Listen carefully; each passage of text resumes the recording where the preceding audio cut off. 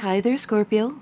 Welcome, and thank you for tuning into my channel to watch your weekly reading for October 8th to the 13th.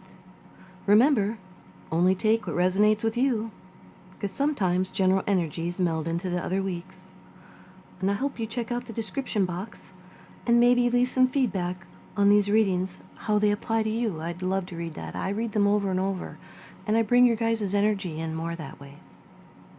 Okay, Scorpio, off camera, to save time, I have meditated over, blessed, and shuffled these cards just for you. Your first card, it's the general atmosphere of the week. It's the basis of the matter. It's the background. Number 3 of the major arcana in the Rider-Waite deck, the Empress. This is fertility and abundance. Number 3, the Empress. I like the Rider-Waite deck because of the rich symbolism. It speaks to your subconscious mind, which is the beginning of everything. This is fertility and fruitfulness and material abundance. This Empress, she represents the productive, generative activities in the subconscious mind. Like the High Priestess, that is the virgin state of the subconscious. So the Empress has been impregnated by seed ideas. The subconscious has control over all the steps of development in the material world.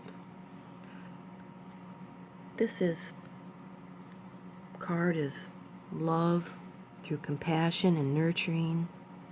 And you're feeling passion for your home and your family, and paying a little more attention to your health. You may need to focus on a child or more on family issues. This could be the birth of a new idea, or an energy, or even a child. But this is both financial and emotional support. The Empress, she works for harmony. This can be a mother, or some kind of female authority. It's an indication that your health is going to improve, and there's going to be natural growth. Your second card, it's the energy crossing over your path. Number 9 of the major arcana in the Rider-Waite deck, the Hermit. Number 9. This is solitude and self-examination, researching. The Hermit. This is investigating. This is also a guide figure coming in. It's a search for the truth, and it will be rewarding. It's like the light at the end of the tunnel. You're moving towards a goal, and it's going to be a time of healing. There's going to be wisdom offered, perhaps by this guide figure. There's going to be a big devotion, and it's going to go the long run. Yet you feel like isolating yourself and reflecting on your goals. This is the card for Virgo. You might be withdrawing from the world to find wisdom, because isolation allows the mind to look inwards. And there is a shift of attention away from people towards self-examination. You may be finding out something substantial, and the solution may be in a different direction than you originally thought. You might need to take some time off just to think. Your third card, and this is how it affects you. Number 5 of the major arcana in the Rider-Waite deck, the Hierophant. Number 5, the Hierophant. This is some kind of wisdom revealed. There's going to be assistance from a wise and helpful person. Maybe that guide figure there.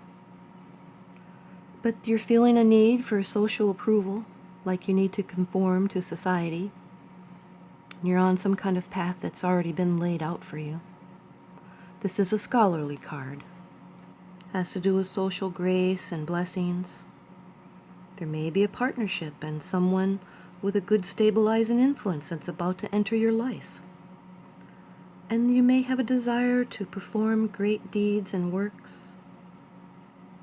And you might choose to take the high road and live by a higher code. This card can be marriage and alliance. It's a religious or spiritual urge, and someone may be teaching or learning, making a vow, receiving a blessing, maybe even signing a contract. Your fourth card, it's the future, it's the outcome, it's the results, the advice. The Five of Swords, air energy, Scorpio. This is the Five of Swords. This can be differences of opinion. This is 2 fives in your reading, which stands for receiving something. This card, the Five of Swords, can mean gossip. The 2 fives also means vigils. And it's advice not to judge before you know all the facts, because then it may be a high cost to victory. It'd be bitter, so avoid battle, because it may not be able to be won. So you need to go slow, or you'll keep yourself from benefiting. So look for a better direction, and stand up for clarity and uprightness, and swallow false pride, and accept your limits. Someone may need to give up fighting, might be taking on something too big. This is adjustments to change that are brought on by distress or loss, maybe arguments, or some kind of failure or defeat. You're to avoid negative people and drama, and beware of making empty promises and unfounded assumptions. So listen and not argue to learn. Your fifth card, it's the bottom of the deck card. It's the underlying issue. This is what's unseen. The Ten of Swords, air energy. This is the end to backstabbing gossip. The Ten of Swords, Scorpio. This is the end of the period of trials and hardships. Nowhere to go but up now. This person feels like they've made huge sacrifices for other people and received nothing in return. So now, lesson learned. No making the same mistake twice. The dawn breaking gives promise of rebirth, and there's clearing the ground for new. This represents the destructive mind and weapons of intellect. So be careful about drawing conclusions too quickly. You may need to make a clean break from the past, pain, and there might have been a sacrifice with no return. A new cycle's going to begin. So stop feeling sorry for yourself, because it is the end of a painful separation or health illness. There's now closure, and you'll get to move forward. Thank you so much, Scorpio. Please leave me comments. It helps to tune in your energy into future readings. Well, I hope you have a wonderful adventure this month.